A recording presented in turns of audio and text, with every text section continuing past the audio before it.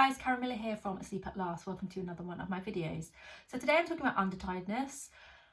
Lots of people don't really talk about undertiredness. They're not really aware that it can actually cause as many issues as overtiredness, to be honest.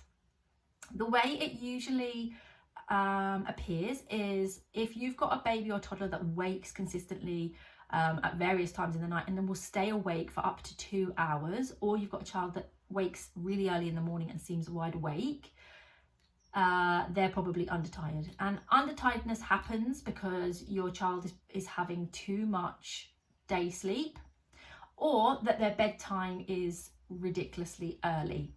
So the first thing to do is to make sure that their naps and their wake up time in the morning is age appropriate.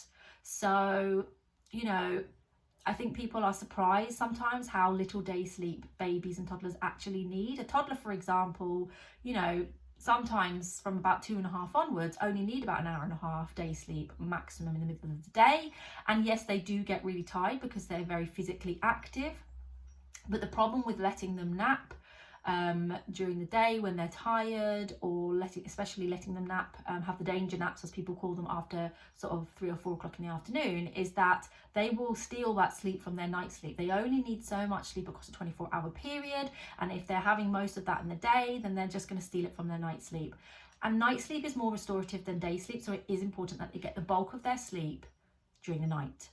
So the best thing to do is, look and see if it's age appropriate, their day sleep. If it is age appropriate, you may have a lower sleep needs child and you may still need to cut that nap time back or give them a slightly later bedtime. Look at the time that they're waking in the morning. Is that consistent?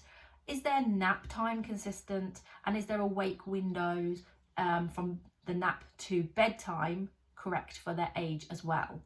But more often than not, it's usually because the child is having too long a nap or too many naps across the day that just simply are not necessary. And the way to know if your child is truly undertired, like I say, is that they will be happy during these wakes. They just don't need that much sleep because they've had their sleep that they needed, and so they're wide awake, which is frustrating for everybody, and like I say, not good for them either, because it's a vicious cycle that if they are awake in the night for 2 hours, they're going to be tired the next day because they've missed 2 hours of their night sleep. So then you nap them again because they're so exhausted and can't get through the day, but then the same cycle happens. So the first thing you need to do is to start cutting that day sleep. Be careful not to cut it too much because there's a fine line between under and overtiredness.